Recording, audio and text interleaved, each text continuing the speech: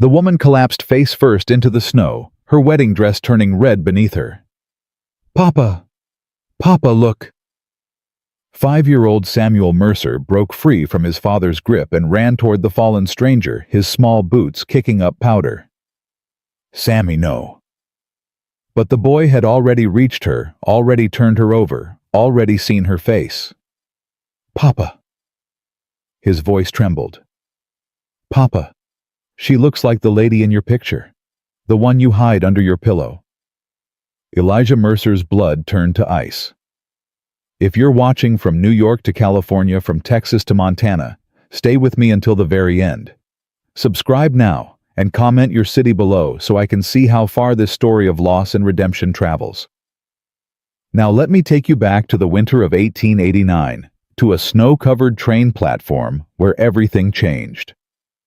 The December wind cut through Bitter Creek Station like a knife through flesh. Elijah Mercer pulled his collar higher and cursed under his breath. The supply train was late again, and his boy was getting restless. "Papa, I'm cold." "I know, son." Eli crouched down and adjusted Sammy's scarf. "Train'll be here soon. Then we'll get your new boots and head home." "Can we get peppermints too?" "We'll see." The platform held maybe a dozen souls, all of them hunched against the bitter cold. Ranchers waiting for feed shipments. A couple of women clutching parcels. Old Zeke Pruitt sitting on his usual bench whittling something that would never quite become anything. Eli heard the whistle before he saw the smoke. The locomotive appeared through the swirling snow like a black ghost, slowing with a screech of metal that made Sammy cover his ears. "She's here, Papa." "Stay close to me."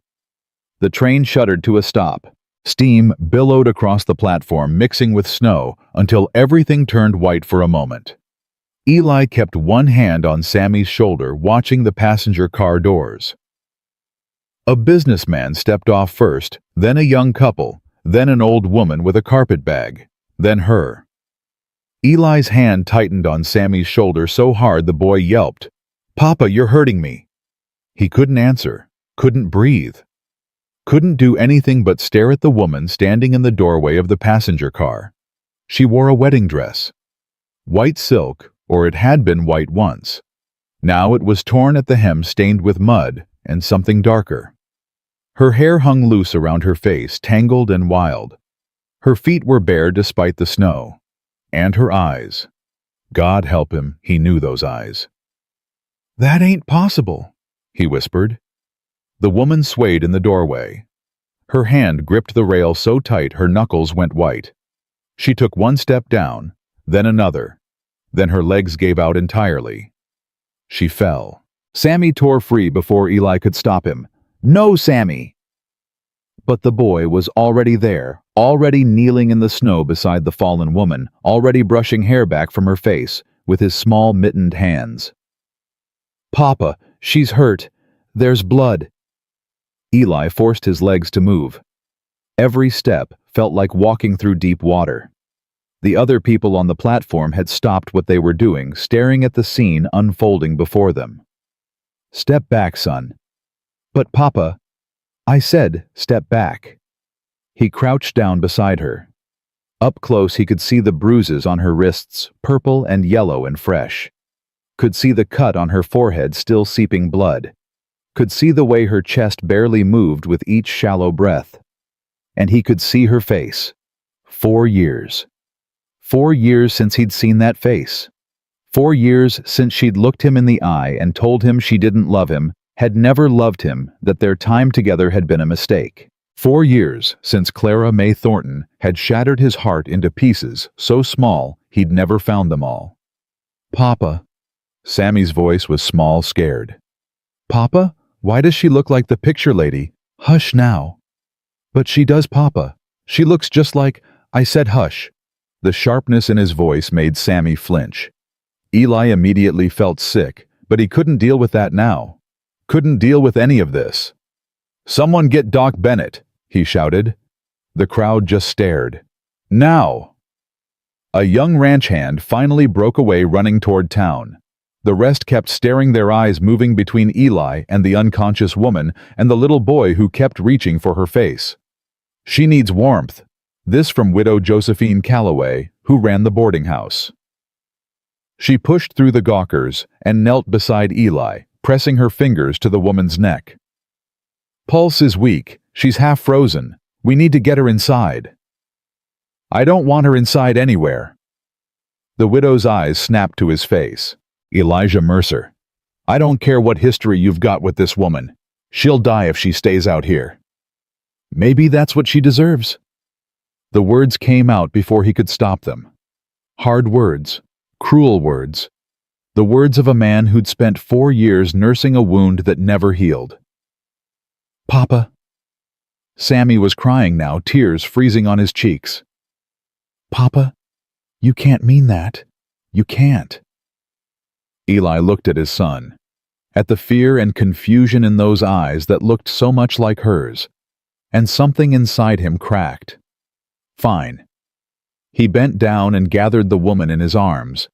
She weighed nothing less than nothing, like the years had hollowed her out from the inside. "But she's not staying at my place. Widow Calloway, you got a room. Always." He carried her through the snow, aware of every eye on him, aware of the whispers already starting. By nightfall, the whole territory would know that Clara May Thornton had come back to Bitter Creek. By morning, everyone would have an opinion about what it meant. The boarding house was warm, almost too warm, after the bitter cold outside. Widow Calloway led him to a small room on the second floor, clean and spare, with a narrow bed and a washstand. "Put her there. Gently now."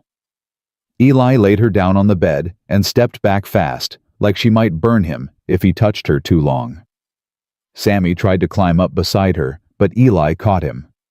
"No, son, we're leaving." "But Papa, she's hurt. Doc Bennett will take care of her."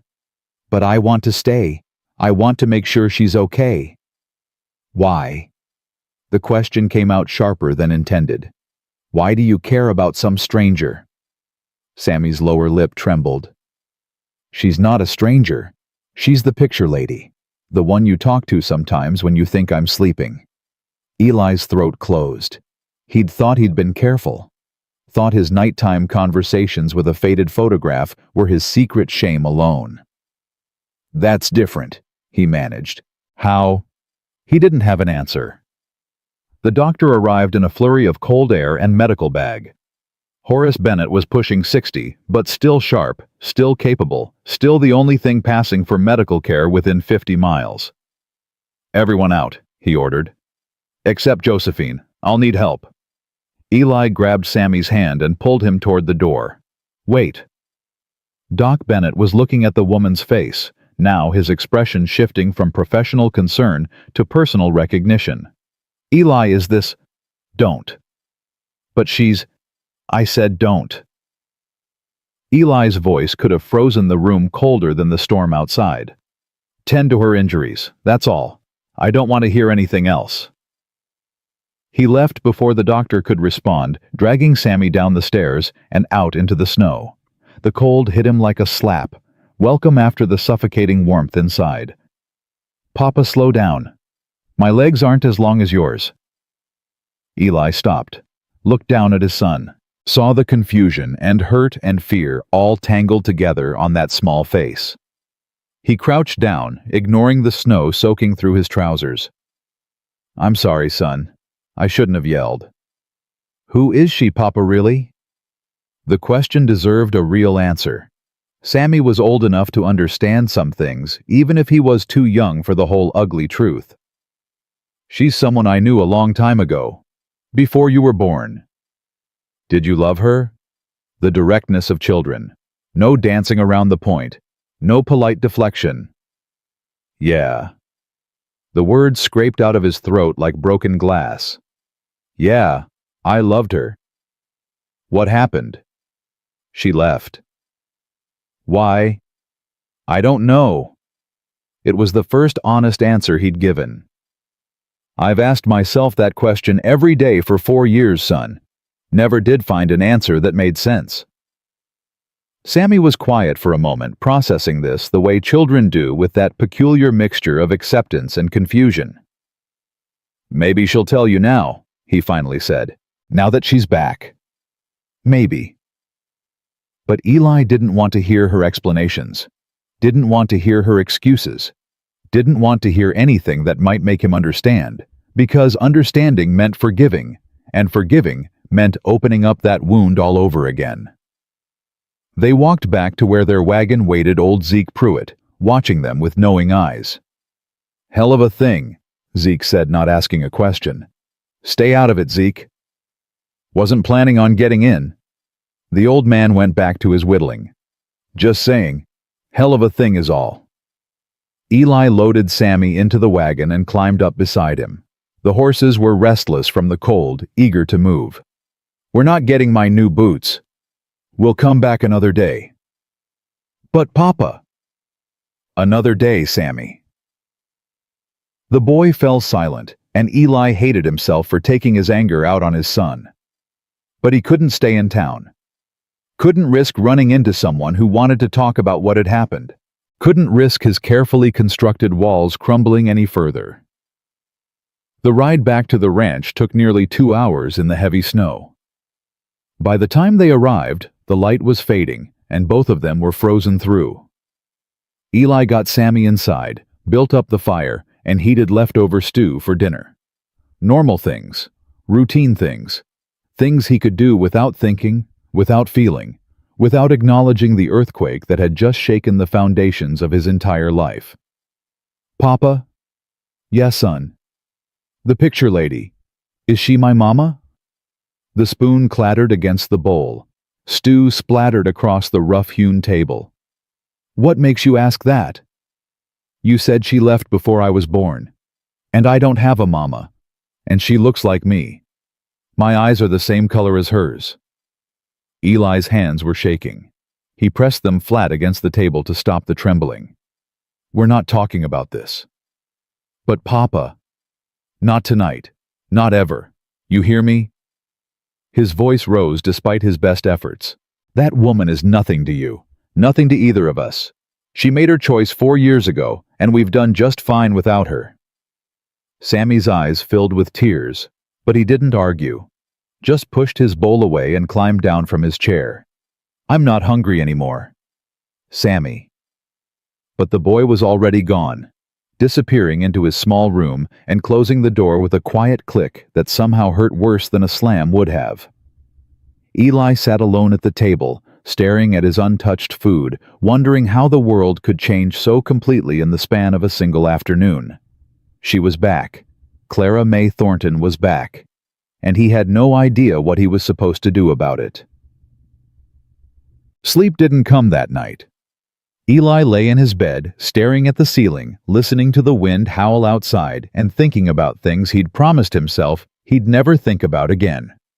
He'd met her in Philadelphia, spring of 1884. He'd been 27 years old, flush with cash from a successful cattle sale, feeling like the world was his for the taking. She'd been working in her father's office doing the books, though he'd later learned she wasn't supposed to be there at all. Cornelius Thornton didn't believe in women working, but Clara had a way of doing things she wasn't supposed to do. He'd noticed her eyes first, green as summer grass, bright with an intelligence that most men probably found threatening. He'd found it beautiful.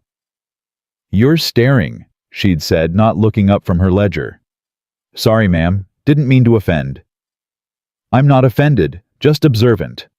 She'd finally raised her eyes then, and the impact had nearly knocked him backwards. "You're the rancher from Wyoming Territory."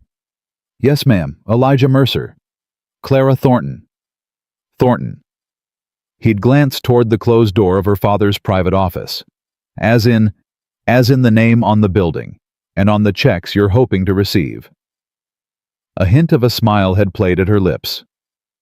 "Don't worry, I won't tell Father you were making eyes at his daughter." "I wasn't." "You were. But like I said, I'm not offended." That had been the beginning. Stolen conversations that turned into stolen meetings, that turned into stolen kisses, that turned into a love so consuming, Eli had lost all sense of reason. She'd left Philadelphia with him, packed one small bag, and walked away from everything she'd ever known. They'd traveled to Wyoming Territory by train, then by stagecoach, then by horseback. She'd never complained, not once. They'd married in a tiny church outside Bitter Creek with old Zeke and widow Calloway as witnesses. She'd worn a simple blue dress, and she'd been the most beautiful thing he'd ever seen. For almost a year they'd been happy, really happy. She'd learned to cook on a wood stove, learned to preserve food for winter, learned to handle a rifle. She'd been terrible at first, and then better, and then good enough to bring down a buck from 200 yards. And then she'd gotten pregnant. Eli had been terrified and ecstatic in equal measure. A baby. His baby. Their baby. Sammy had been born in August of 1885 during the hottest summer anyone could remember.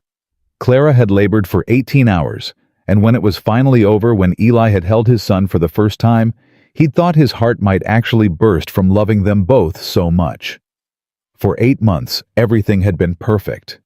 Then Cornelius Thornton had found them. Eli still remembered that night. The pounding on the door just before dawn. The men who'd pushed past him into his own home. Clara's screams as they'd dragged her away. "You have no right!" Eli had shouted, fighting against the arms holding him back. "I have every right." Cornelius Thornton had stood in the doorway, his face twisted with disgust. "She's my daughter, and she's clearly not in her right mind, running off with some dirt-poor rancher, living in squalor." "This isn't squalor. It's not fit for a dog, let alone a Thornton." "Papa," Clara had screamed. "Papa, please, let me go. Let me stay with my husband, with my baby." "You don't have a husband. That marriage wasn't legal. I've had it annulled." "You can't do that." "I already have." Cornelius had turned to Eli, then his eyes cold as the wind outside. "She'll be returned to Philadelphia where she belongs. She'll receive proper treatment for her condition." "What condition?" "There's nothing wrong with her." "Hysteria," Cornelius had said flatly. "Delusions of romantic love. A common affliction among young women. The doctors will cure her." "You're insane." "No, Mr. Mercer, I'm rich, which means I decide what's real and what isn't." He'd stepped closer, his voice dropping. "If you try to come after her, if you try to contact her, if you so much as write her name on a piece of paper, I will destroy you. I will take everything you have, your land, your cattle, your son. I will make sure no one in this territory will do business with you. Do you understand?" Eli had understood. He'd hated it, but he'd understood. They'd taken Clara into the night, her screams echoing long after the wagon had disappeared. Sammy had woken and cried for hours, sensing somehow that something terrible had happened. 2 weeks later, a letter had arrived. Clara's handwriting, or a close approximation of it. "Elijah, I've had time to think clearly away from your influence. I realize now that I made a terrible mistake. I never loved you. I was simply rebelling against my father, and you were convenient. I'm returning to my real life now, the life I was meant for. Please don't try to contact me. For both our sakes, pretend our time together never happened. Clara." He'd read that letter 100 times, searching for some sign that it was a forgery, some proof that the words weren't real. He'd never found any. Over time, he'd convinced himself it was genuine, that she'd been using him all along, that the love he'd thought they shared had been nothing but a rich girl's fantasy, discarded the moment it became inconvenient. It was easier that way. Easier to hate her than to mourn her. Easier to survive. Morning came gray and cold. Eli had maybe slept an hour, maybe less. His eyes felt like sandpaper, and his head pounded from the whiskey he'd drunk sometime around midnight. Sammy was subdued at breakfast, eating his porridge in silence, not meeting Eli's eyes. "Son, I don't want to talk about it, Papa." The words, so adult coming from such a small mouth, cut deep. "We need to check the cattle in the north pasture," Eli said finally. "Storm might have scattered them." "Can I stay home?" "You know the rules. When I work, you work." "Yes, sir." They bundled up and headed out into the cold. The snow had stopped overnight, leaving the world white and hushed. Beautiful if you had eyes to see it. Eli didn't. They'd been riding for about an hour when Sammy suddenly pointed. "Someone's coming." Eli's hand went to his rifle. Out here, unexpected visitors were rarely good news. But as the figure drew closer, he recognized the horse, one of Widow Calloway's, and the rider. He pulled his horse to a stop, his jaw tight. "She's awake." The widow's breath plumed in the cold air. "And she's asking for you." "I don't care." "Elijah?" "I said I don't care. She can ask all she wants. I've got nothing to say to her." The widow's eyes softened with something that might have been pity. "She's asking about Samuel too." Eli's blood ran cold. "She doesn't get to ask about my son. Your son Eli, he's my son." The words came out fierce, protective. "I've raised him for 5 years. Fed him, clothed him, sat up with him when he was sick. She lost any right to call him hers the day she walked away." Did she walk away, or was she taken? The question hit like a physical blow. "What did she tell you?" "Things that don't sound like the story you've been believing all these years." The widow urged her horse closer. "I'm not saying you have to forgive her. I'm just saying maybe you should hear her out before you make up your mind. I made up my mind 4 years ago." "Then unmake it." Her voice sharpened. "Eli, I've known you since you came to this territory. You're a good man, a fair man. Don't let old pain make you into someone cruel." Eli looked away toward the endless white horizon. "Papa?" Sammy's small voice cut through his thoughts. "Papa, I want to see her." "No." "But," I said no. "That's not fair." "Life's not fair, son." The words tasted bitter on his tongue. "The sooner you learn that, the better." He kicked his horse forward, not waiting to see if the widow followed. Behind him, he heard Sammy's quiet sobs, and each one felt like a knife between his ribs. But he didn't stop. He couldn't stop. Because stopping meant turning around, and turning around meant seeing her, and seeing her meant he didn't know what it meant, and he wasn't ready to find out. 3 days passed. 3 days of pretending nothing had changed. 3 days of avoiding town. 3 days of Sammy growing quieter and more withdrawn. On the 4th morning, Eli woke to find his son's bed empty. "Sammy?" He checked the outhouse. Empty. The barn. Empty. The chicken coop. Empty. Panic clawed at his throat. "Sammy?" Nothing. Just wind and snow and silence. He saddled his horse with hands that shook.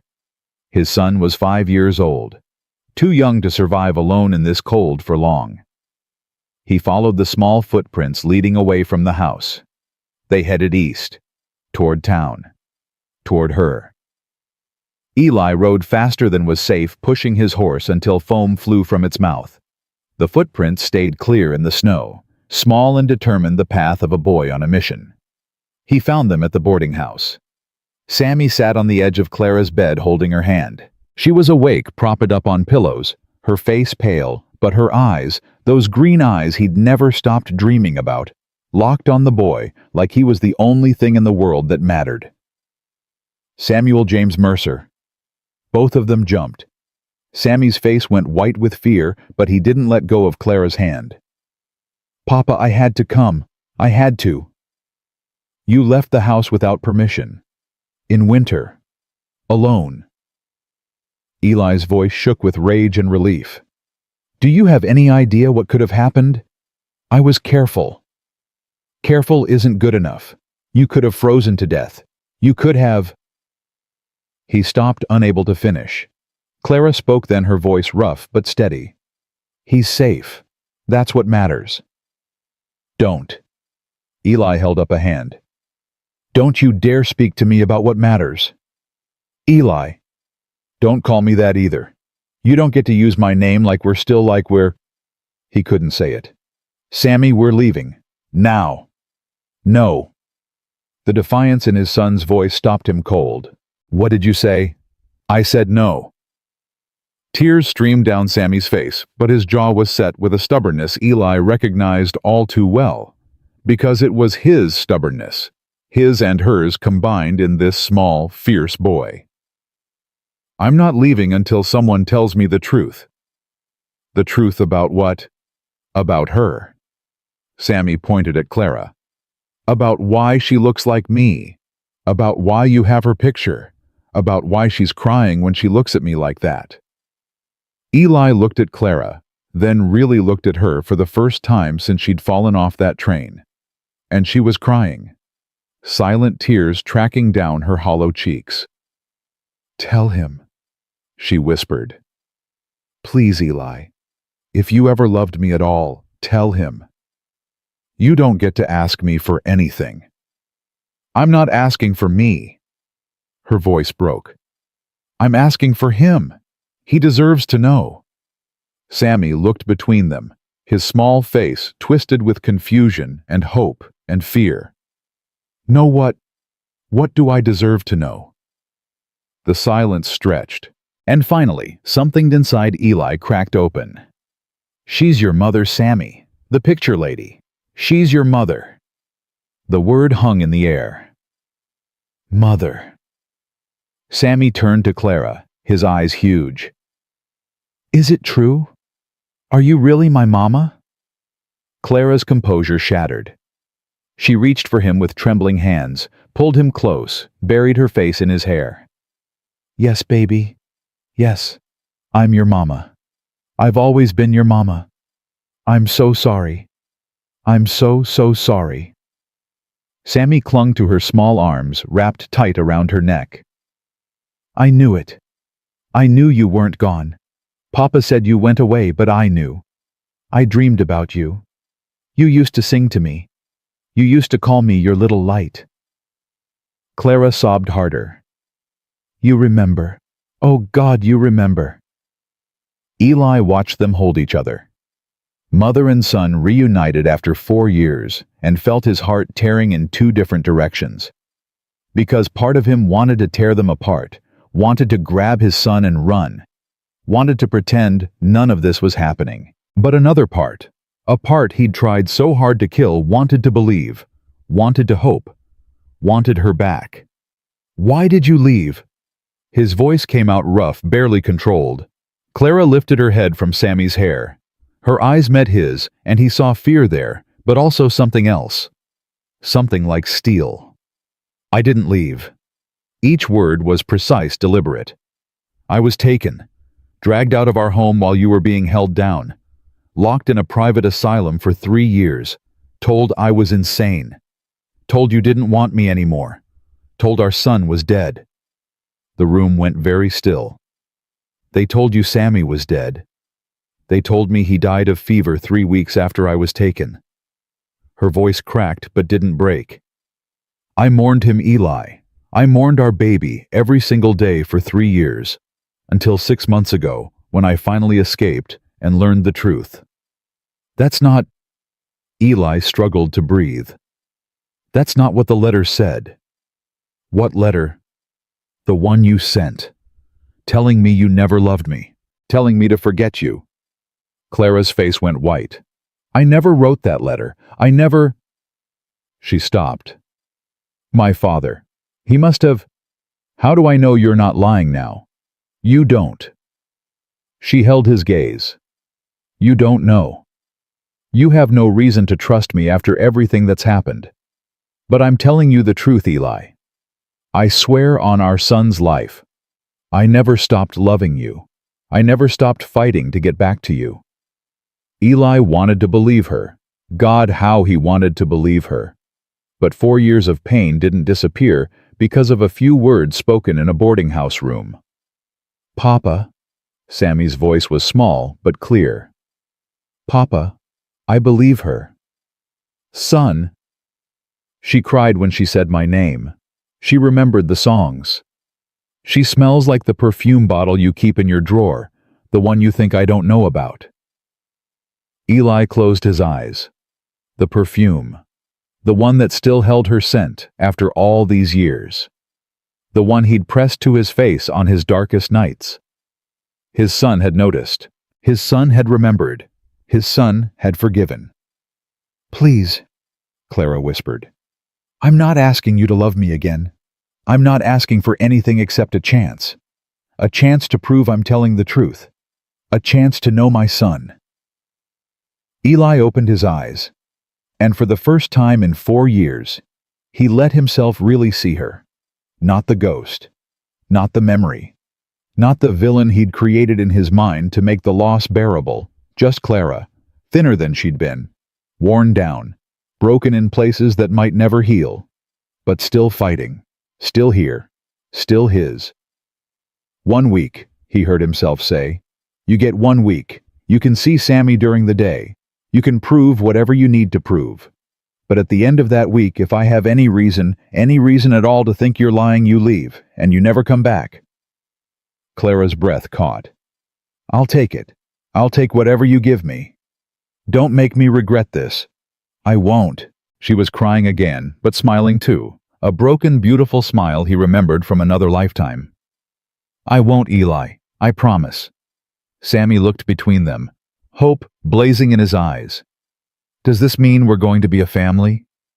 Neither adult answered, but for the first time in 4 years, Eli didn't say no. And maybe, just maybe, that was enough. The wagon ride back to the ranch was silent, except for the crunch of snow beneath the wheels. Eli kept his eyes fixed on the road ahead, his jaw set in a hard line that Sammy knew better than to test. Clara sat in the back of the wagon, wrapped in a borrowed coat that hung loose on her thin frame. She hadn't stopped looking at Sammy since they'd left town, drinking in every detail of him like a woman dying of thirst. "You're staring," Sammy said, not unkindly. "I'm sorry, I just—" Clara's voice caught. "You're so big now. When I last held you, you fit in my arms." "I'm 5 3/4, almost 6. "I know. Your birthday is in August. August 14th at 3 in the morning. You came into the world screaming so loud I thought the roof might come off." Sammy's eyes went wide. "Papa never told me that part." "There's a lot your papa never told you." Eli's shoulders stiffened, but he didn't turn around, didn't acknowledge he'd heard. The ranch appeared through the trees, smoke rising from the chimney where the morning fire still burned. It looked smaller than Clara remembered, rougher, but also more real than anything she'd seen in 4 years. "This is home?" she asked. "This is home," Sammy said proudly. "Papa built most of it himself. The barn too, and the chicken coop, but I helped with that part." "Did you?" "I handed him the nails." Clara smiled, and even Eli felt something loosen in his chest at the sound of her quiet laugh. "That's very important work," she said. Eli pulled the wagon to a stop and climbed down without a word. He moved to help Sammy, but the boy had already scrambled over the side and was reaching up to help Clara instead. "Careful, Mama. The step's icy." Mama. The word hung in the cold air. Eli watched Clara's face crumple and rebuild itself in the space of a heartbeat. "Thank you, sweetheart." She took Sammy's small hand and let him guide her down her bare feet from the train now wrapped in bandages and borrowed boots 2 sizes too large. "You'll stay in the barn." Both Clara and Sammy turned at Eli's flat pronouncement. "The barn," Sammy protested. "But Papa, it's cold out there." "There's a room in the back. Dry has a stove. It's where the hired hands sleep during roundup." "But—" "She's not sleeping in the house, Sammy." Eli finally looked at Clara, his eyes hard. "That's not negotiable." Clara nodded quickly. "The barn is fine. The barn is more than fine. I've slept in worse places these past months." Something flickered across Eli's face. Curiosity, maybe, or concern, but he crushed it before it could take root. "I'll show you where everything is. Then we've got work to do. The cattle in the north pasture need checking." "I can help." Eli stopped mid-stride. "What?"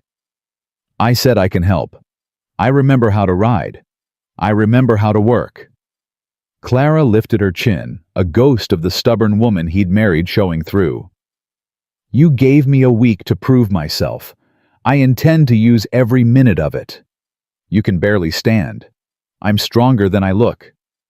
You're half dead. Then I'll work half dead." She met his eyes without flinching. "I'm not here to be a burden, Eli. I'm here to earn my place." The silence stretched between them, filled with 4 years of pain and anger, and something else neither of them was ready to name. "Fine," Eli said finally.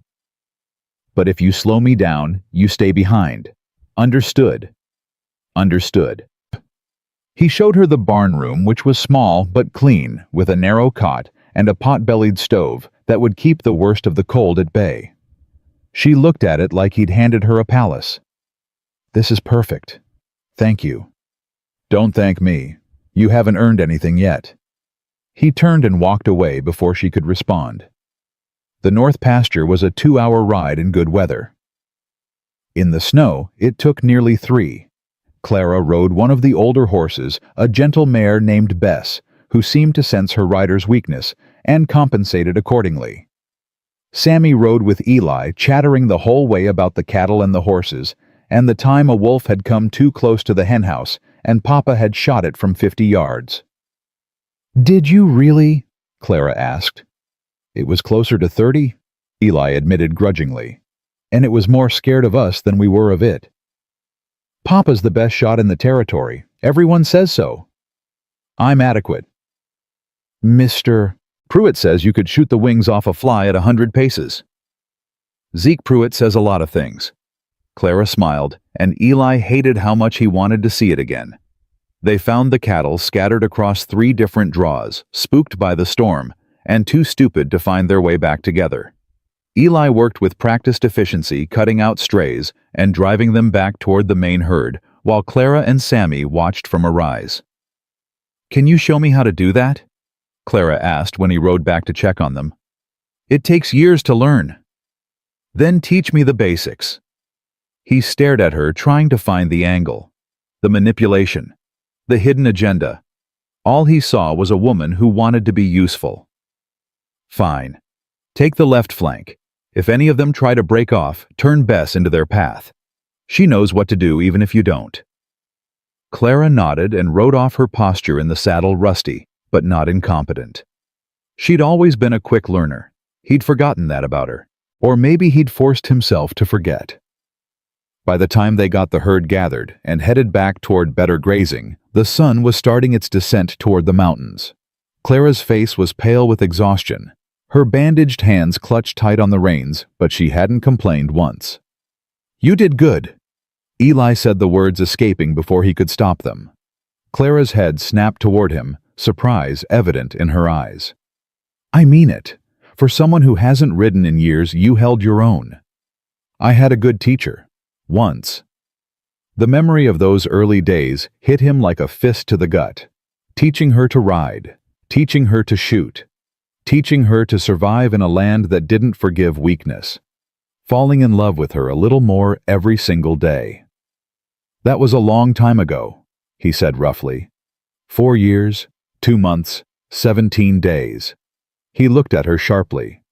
"I counted," she said quietly. "Every single day I counted. It was the only way to stay sane." Eli didn't answer. Couldn't answer. Because what could he possibly say to that?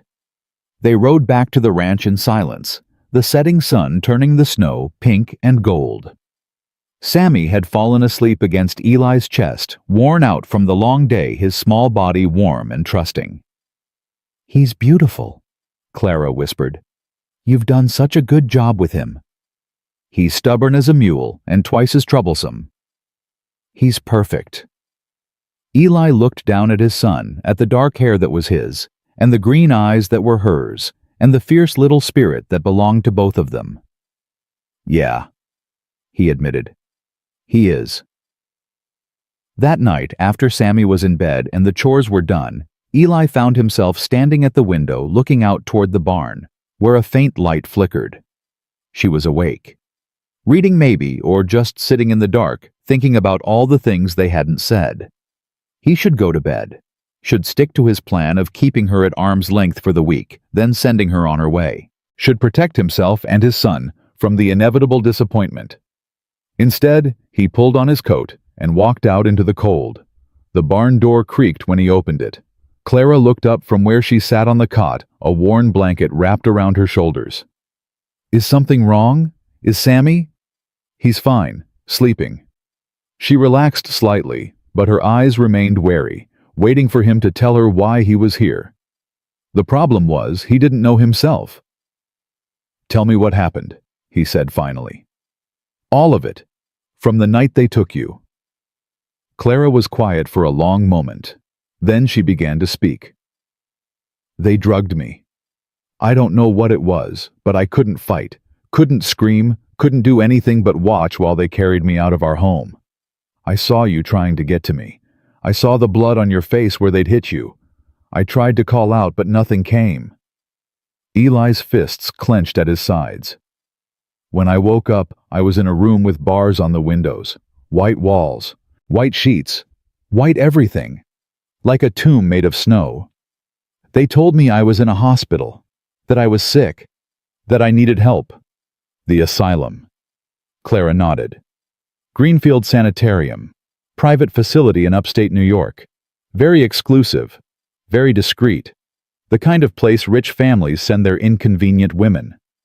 Inconvenient. That's what my father called me.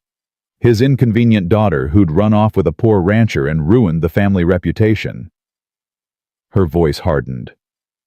"He told me if I behaved, if I followed the rules and took my medicine and stopped insisting that I had a husband and child eventually, I'd be released. I'd be allowed to come home." "But you didn't behave." "No." A ghost of a smile crossed her face. "I fought them every day for the first year. Tried to escape 7 times. Wrote letters that were never sent. Screamed the truth at anyone who would listen." "What changed?" The smile vanished. "They broke me," she said simply. "Not all at once. Bit by bit, day by day, until I couldn't remember anymore what was real and what wasn't. They told me you'd moved on, that you'd remarried, that Sammy had died of fever, and you blamed me for leaving him. And after a while, I started to believe it." Eli's throat closed. He wanted to reach for her, wanted to pull her into his arms and promise that none of it was true. But 4 years stood between them like a wall of ice. "How did you get out?" "My father decided I'd been punished enough, or maybe he just needed me for something else." Bitterness dripped from her words. 6 months ago, he had me transferred to a facility closer to Philadelphia. Said I was showing improvement. Said I might be ready to rejoin society. And then I met a nurse named Sarah who had a son Sammy's age. She asked about my family and I told her the truth. All of it. She didn't believe me at first, but she checked. She actually checked Eli. And she found out that I wasn't lying. That there was a rancher in Wyoming Territory named Elijah Mercer who was raising a 5-year-old son alone. Clara's voice broke. She told me Sammy was alive. After 3 years of being told he was dead, she told me he was alive. Jesus. Sarah helped me escape. Gave me money, clothes, a train ticket. I was supposed to come straight here, but my father caught up with me in Chicago. Her hand went unconsciously to her throat, where Eli now noticed fading bruises. He had another plan for me. A marriage to a business associate. A man named Aldridge Harwick who didn't care that I'd been in an asylum as long as he got the Thornton money. The wedding dress. Clara nodded. They held the ceremony 3 days ago. I managed to get away during the reception while everyone was distracted. Stole the first train ticket I could find and ran. She looked down at her hands. I know how it looks. A woman in a wedding dress half mad showing up to claim a child she abandoned. I know what everyone must think. What do you want me to think? I want you to believe me. Her eyes met his, fierce and desperate. I want you to look at me and see the woman you married, not the monster my father tried to turn me into. I want you to give me a chance to prove that I never stopped loving you, even when they told me you were lost to me forever." Eli stood at the edge of her small room, feeling like he was standing at the edge of a cliff. Jump and he might fly. Or he might fall. "The letter," he said.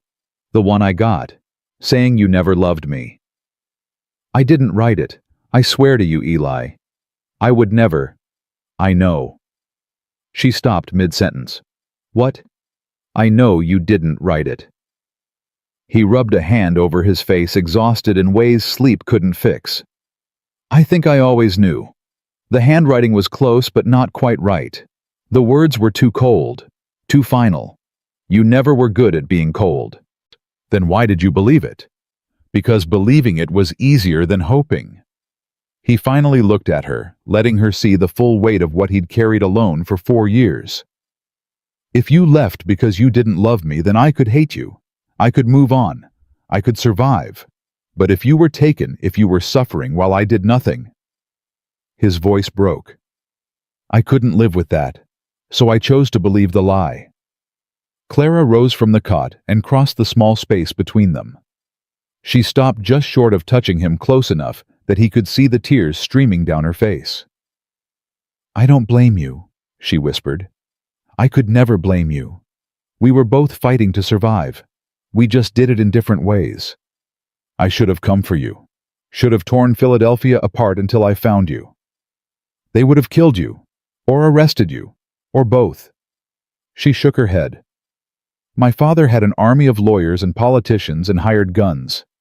You were one man with a baby to raise. You did what you had to do. I gave up on you. You kept our son alive." Her hand rose, trembled, then pressed gently against his chest, where his heart pounded like a war drum. "That's not giving up. That's the bravest thing you could have done." Eli caught her wrist, felt the scars there, the ridges of healed wounds.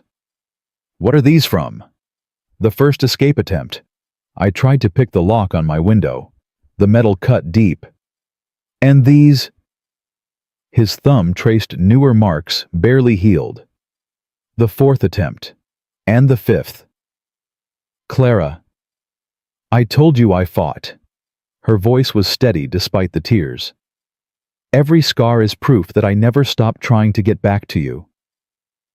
Something broke inside him. 4 years of anger, of grief, of carefully maintained walls, all of it crumbling at the touch of her hand and the truth in her eyes. "I don't know how to do this," he admitted. "I don't know how to trust you again." "Then don't. Not yet." She didn't pull away, didn't push for more than he could give. "Let me earn it. Day by day, hour by hour. Let me prove that I'm still the woman you married." "You're not. She's gone." Pain flashed across Clara's face. "You're not her," Eli continued. "And I'm not the man you left behind. We're both different now. Harder. More broken." He paused, struggling to find the right words. "But maybe that's okay. Maybe we can figure out who we are now, together." Hope flickered in her eyes, fragile as a candle flame. "Is that a yes?" "That's a maybe. A small maybe." "I'll take it." The next 3 days passed in a blur of hard work and harder conversations. Clara threw herself into ranch life with a determination that bordered on obsessive. She was up before dawn, helping with the morning feeding. She worked alongside Eli all day, never complaining, even when her body clearly screamed for rest. She fell into bed each night exhausted, but somehow more alive than she'd been in years. Sammy attached himself to her like a shadow, asking endless questions about her life, her favorite color, whether she'd missed him, what stories she knew if she could really shoot a rifle like Papa said she used to. "I could once," Clara admitted. "I might be rusty now." "Papa can teach you again. He taught me to whittle." "Did he?" "I'm not very good yet. But Papa says practice makes progress." Clara smiled at the familiar phrase. "He used to say that to me, too." "Maybe you can practice together. Like a family." The word hung in the air, weighted with possibility. Eli watched their growing bond with a mixture of joy and terror. Every laugh they shared, every moment of connection, every step Clara took toward reclaiming her place in Sammy's heart, each one made it harder for him to imagine sending her away. But the week wasn't over yet, and he still didn't fully trust her. On the fourth evening, they received a visitor. Old Zeke Pruitt rode up to the ranch, just as the sun was setting, his face grave beneath his battered hat. "We need to talk, Eli. Alone." Something in his tone made Clara's blood run cold. "Sammy, go inside and start on your letters," Eli ordered. "But Papa." "Now, son." The boy obeyed reluctantly, casting worried looks over his shoulder as he went. "Clara, you should hear this too," Zeke said. "It concerns you more than anyone." The three of them stood in the dying light breath misting in the cold air. "Got word from the telegraph office in Laramie," Zeke began. "Friend of mine runs it. Owes me a favor or two." He pulled a folded paper from his coat. "3 men arrived on the noon train yesterday, asking questions about a woman matching your description, ma'am, calling her mentally unstable, saying they're authorized to bring her back to her family." Clara's face went white. "How long until they reach Bitter Creek?" "Tomorrow. Maybe the day after, depending on the weather." Eli's hand moved instinctively to the rifle slung across his back. "She's not going with them." "Eli," Clara started. "I said no." His voice was steel. "I don't care who they are or what papers they carry. You're not leaving with anyone unless you choose to." "They'll have the law on their side. My father's lawyers can make documents say anything he wants." "Then we'll fight the law." "You could lose everything, the ranch, Sammy, your freedom." "You let me worry about what I'm willing to lose." Zeke cleared his throat. "There might be another way. I've got some friends in Cheyenne. Good men. Connected men. If we can get the real story out, get it documented proper, maybe we can fight fire with fire." "What kind of friends?" "The kind that don't much care for rich men from back east, thinking they can buy justice." Zeke's eyes glinted. "Wyoming Territory's about to become a state. Lots of people invested in making sure it starts off right. Clean, fair, not beholden to railroad money and industrial tycoons. Can you get them here in time?" "I can try. But Eli, you need to be prepared. If those men arrive before help does, then I'll handle it." Clara grabbed his arm. "No. No, I won't let you risk yourself for me. If they come, I'll go with them. I'll figure out another way to escape." "You're not going anywhere." "Eli, please." 4 years. His voice cracked. 4 years I spent believing you chose to leave me. 4 years I spent hating you, mourning you, trying to forget you. I'm not losing you again. Not to your father. Not to anyone. Clara's breath caught. "What are you saying?" "I'm saying you're staying. I'm saying we fight this together. I'm saying—" He stopped, struggling with words that had been locked inside him for far too long. "I'm saying I still love you, Clara. God help me, I never stopped, even when I wanted to, even when I tried." Tears spilled down her cheeks. "You don't have to say that just because—" "I'm not saying it because of anything. I'm saying it because it's true." He took her face in his hands, rough palms gentle against her skin. "I love you. I've loved you since the moment I saw you in your father's office pretending you weren't watching me. And I'll love you until the day I die, whether that's tomorrow or 50 years from now." "Eli." "Let me finish. I don't know what's coming. I don't know if we can beat your father and his lawyers and his hired guns. But I know that whatever happens, I want to face it with you. Not as strangers, not as enemies, as partners, as family." Clara was crying openly now, but her smile was like the sun breaking through storm clouds. "Is this really happening?" "Unless you say no." "I could never say no to you." She leaned into his touch, her forehead pressing against his. "I love you too. I've always loved you. Even when they told me you were lost. Even when I thought I'd never see you again. You were my reason for surviving." Zeke cleared his throat awkwardly. I'm, gonna go send that telegram now. Give you two some privacy." Neither of them noticed him leave. Eli kissed her then for the first time in 4 years. Soft at first, tentative, both of them afraid of shattering something fragile and new. Then, deeper, more urgent, making up for lost time with every breath. When they finally pulled apart, they were both trembling. "Whatever comes," Clara whispered, "we face it together." "Together," Eli agreed. From the window of the cabin, a small face watched with wonder. Sammy didn't understand everything he'd seen or heard, but he understood enough. His mama was home, his papa was happy, and no one was going to take that away from them, not ever. The kiss still burned on Clara's lips when Eli pulled away, his eyes dark with a mixture of fear and determination she hadn't seen since the night they'd first run away together. "We need to prepare," he said, his voice rough. "If those men are coming tomorrow, we don't have much time." "What kind of preparation?" "The kind that makes them think twice about trying anything." He took her hand and led her back toward the cabin, where Sammy still watched from the window. The boy's face lit up when he saw them approaching together, their fingers intertwined. "Papa, Mama, are you coming inside now?" "In a minute, son."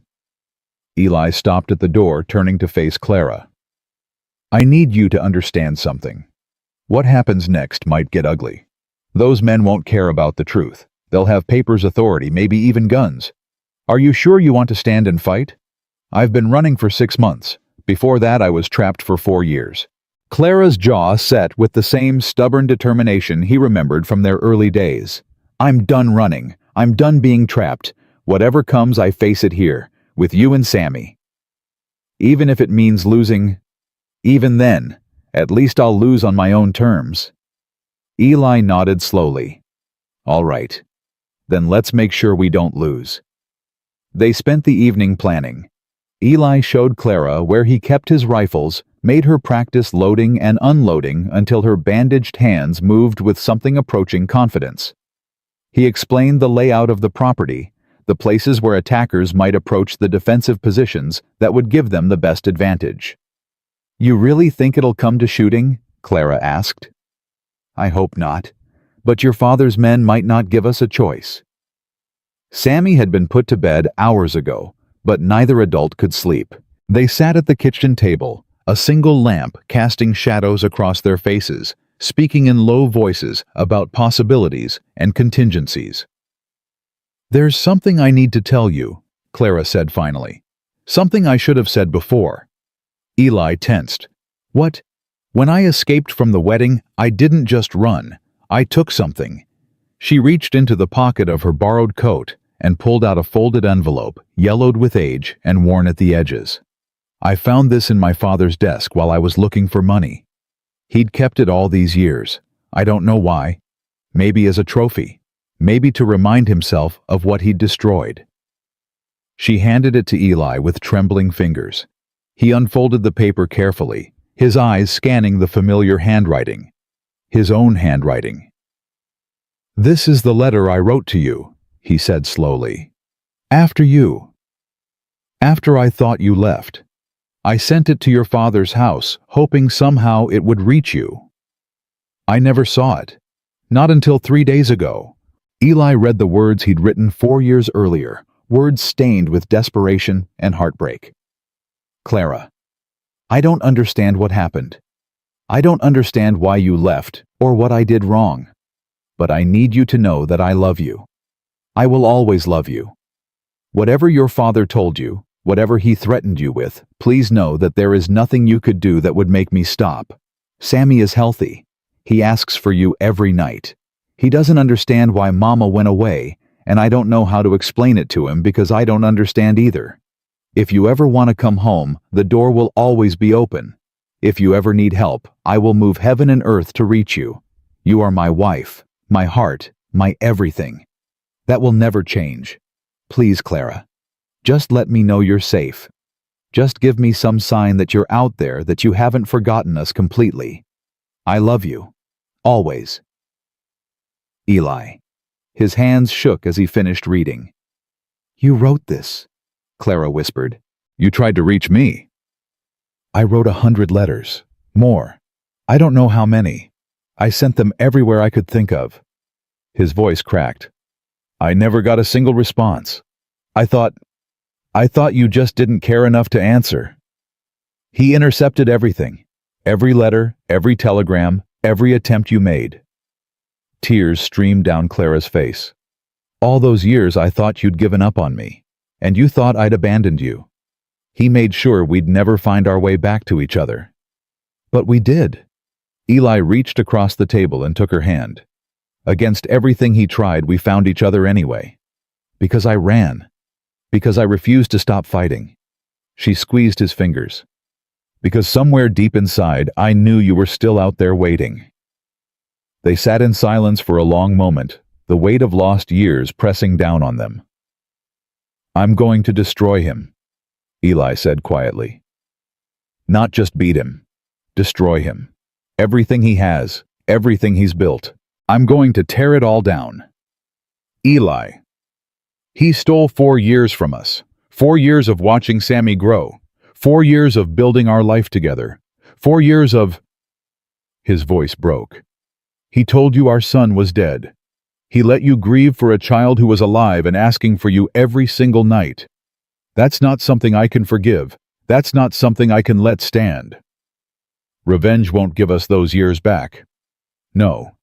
But it might make sure he never does this to anyone else. Before Clara could respond, a sound cut through the night. Hoofbeats approaching fast. Eli was on his feet in an instant, rifle in hand. Stay here. Keep the door locked. Eli, wait. But he was already gone, slipping out into the darkness.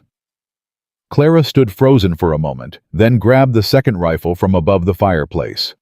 Her hands shook as she checked the chamber, but she forced herself to breathe, to remember Eli's instructions. The hoofbeats stopped. Voices low and urgent drifted through the thin walls. Then Eli's voice, sharp with relief. Zeke, what the hell are you doing here at this hour? Couldn't wait until morning. The old man's voice was breathless. News from Cheyenne. Better than I hoped. Clara opened the door to find Eli and Zeke standing in the moonlight, their breath forming clouds in the frozen air. What news? Zeke grinned, his weathered face transformed. Got a reply from my friends. They're very interested in the story of Cornelius Thornton and his imprisoned daughter. Turns out he's got enemies, powerful ones, men who've been looking for leverage against him for years. What kind of enemies? The kind that sit in territorial government, the kind that will be writing the laws when Wyoming becomes a state in a few months. Zeke pulled out a crumpled telegram. They're sending someone. A lawyer named Harrison Blake. Used to be a federal prosecutor before he moved west. He'll be here day after tomorrow with documents that could turn this whole thing around. Day after tomorrow. Clara's heart sank. But those men will be here tomorrow. I know. That's why I rode through the night. Zeke's expression sobered. You need to hold them off for 1 day. Just 1 day. If you can do that, help will come. Eli's jaw tightened. 1 day. Can you do it? He looked at Clara, then back at Zeke. We don't have a choice.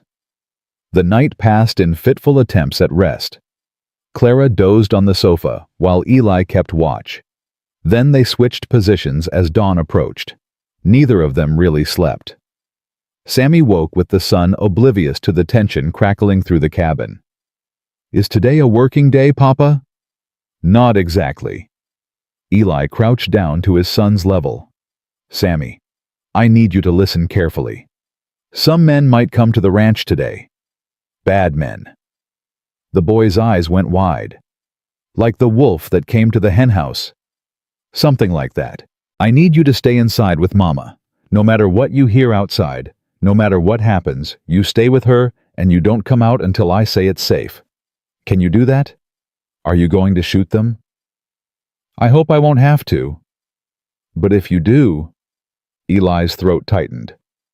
Then I'll do whatever it takes to keep you and Mama safe. That's my job. Your job is to be brave and do what I say. Deal? Sammy nodded solemnly. Deal. They ate breakfast in near silence.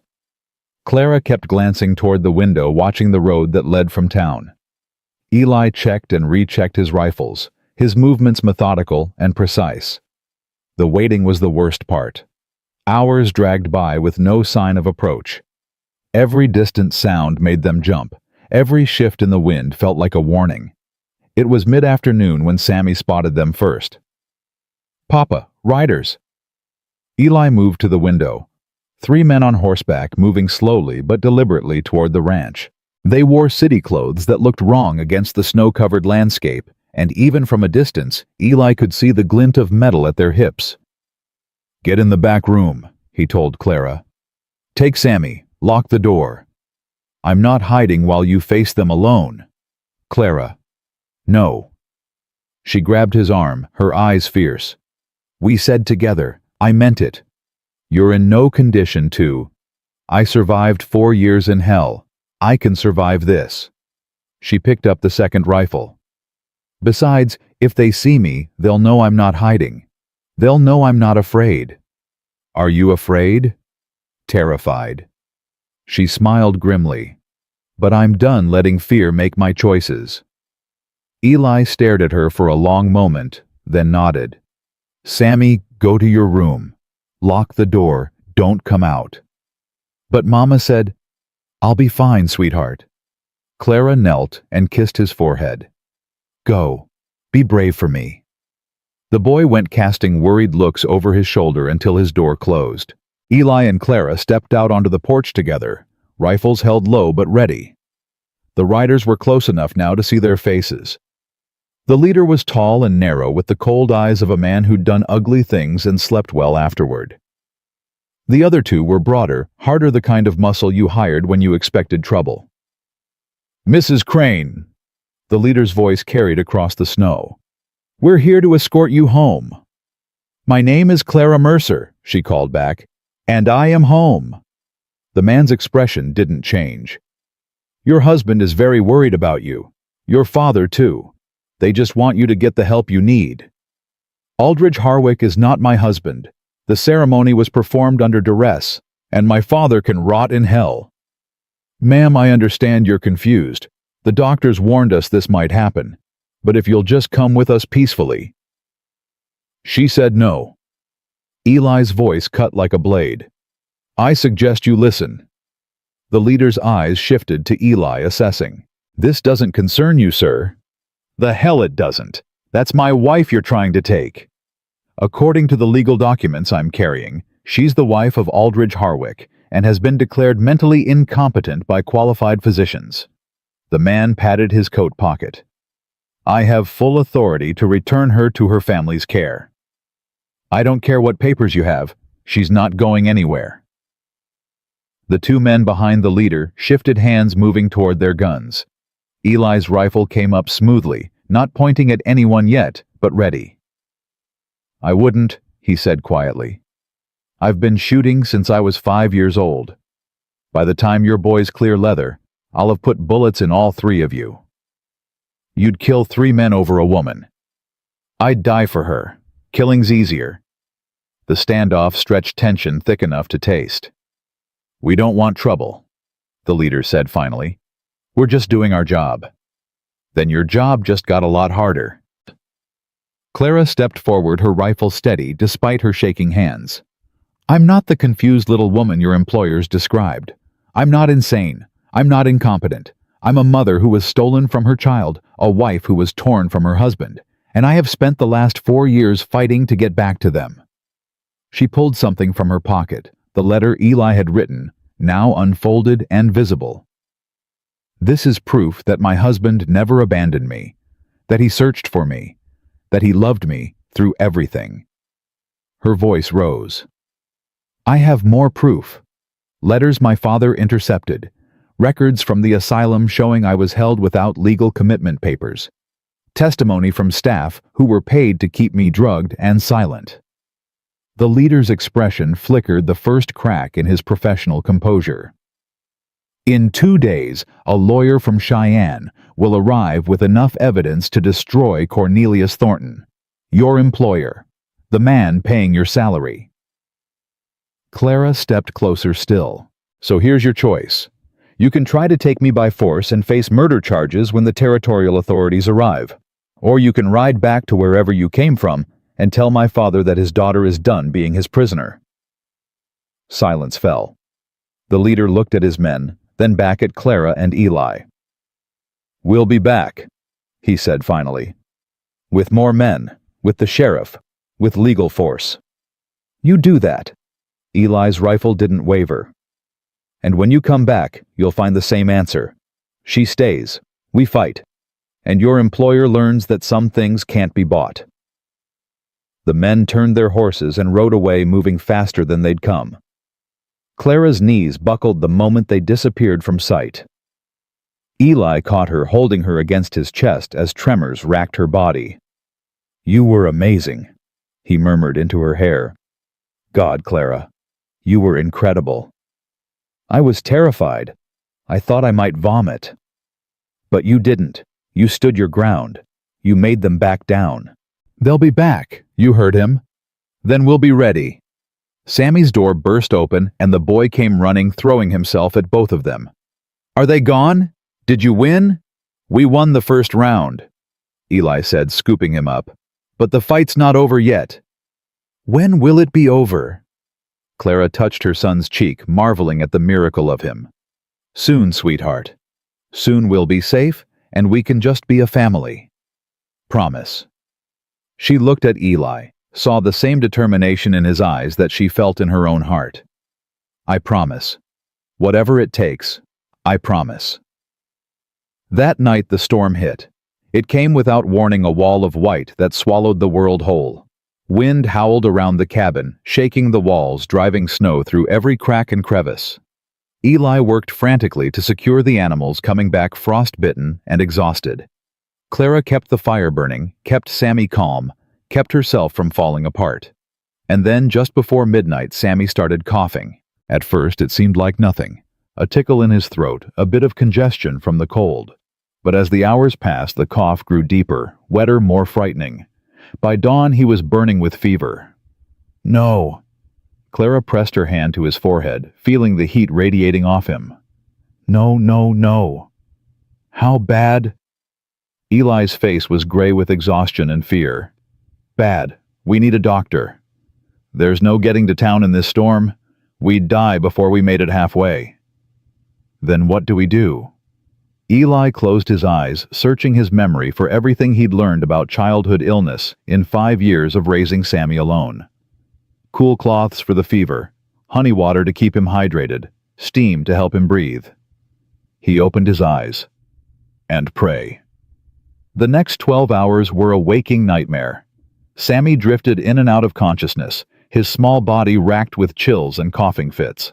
Clara held him through it all, singing songs she hadn't sung in 4 years, whispering promises she desperately hoped she could keep.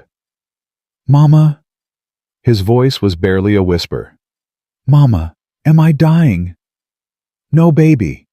No, you're not dying. You're going to be fine. I heard Papa say people die from fever sometimes." "Not you. Never you." She pulled him closer, her tears falling into his hair. "I lost you once. I won't lose you again. Do you hear me? I won't let it happen. You came back. I did. I knew you would." His eyes fluttered closed. "I dreamed about you. Every night. I dreamed you'd come home." Clara's heart shattered into 1,000 pieces. "I'm here now. I'm not leaving. Promise. I promise, sweetheart. I promise on my life." She stayed by his bed through the night, through the storm, through hours that felt like years. Eli brought water and cloths and honey tea, but mostly he just sat beside her, his hand on her shoulder, his presence a silent anchor. Sometime after midnight, the fever peaked. Sammy's body convulsed, his temperature spiking so high that Clara screamed for Eli to do something, anything. They stripped off his nightshirt and wrapped him in wet cloths, forcing cool water past his cracked lips, praying to a God neither of them was sure was listening. And then, as the first gray light of dawn crept through the window, the fever broke. Sammy's breathing eased. His temperature dropped. The color began returning to his cheeks. He opened his eyes.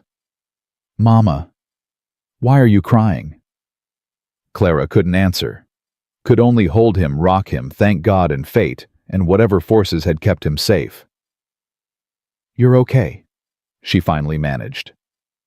"You're going to be okay." "My throat hurts." "I know, baby, but you're going to be fine." Eli knelt beside them, his eyes red-rimmed. "You scared us, son." "Sorry, Papa." "Don't be sorry.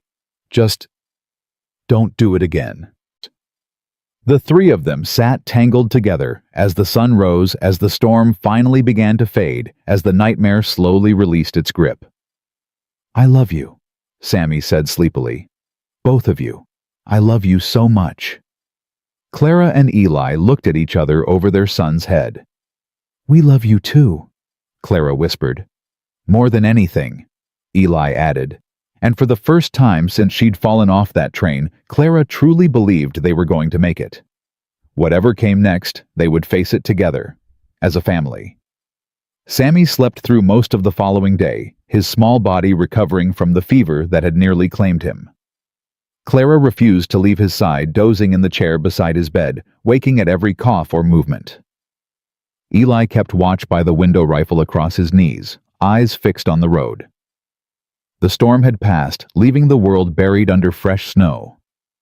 Beautiful if you had the heart to appreciate it. Eli didn't.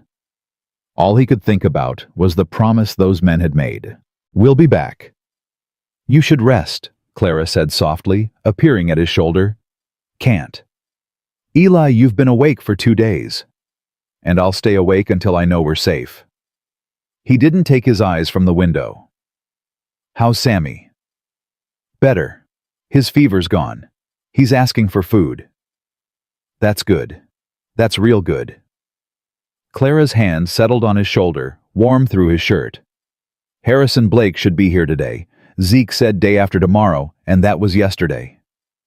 If the storm didn't delay him. It didn't delay those men. Eli finally looked at her, seeing the fear she was trying to hide behind a brave face. "They won't touch you. I swear to God, Clara, they won't lay a finger on you." "I'm not worried about me." "Then what?" "I'm worried about what happens if you have to kill someone to protect us." Her voice dropped. "I'm worried about what that would do to you, to Sammy, to our chance at a normal life." "There's no normal life if you're not in it." "Eli, I mean it."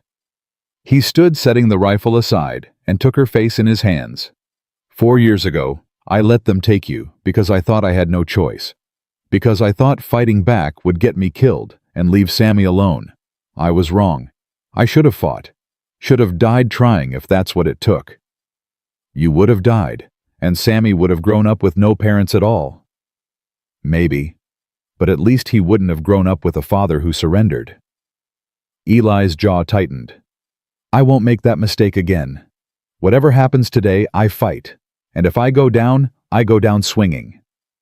Before Clara could respond, Sammy's voice drifted from the bedroom. "Mama, Papa, I'm hungry." Clara managed a smile. "Coming, sweetheart." She went to tend to their son, and Eli returned to his vigil by the window. An hour later they came. Not 3 men this time. 6. And behind them a carriage that looked wildly out of place against the snow-covered landscape. Clara.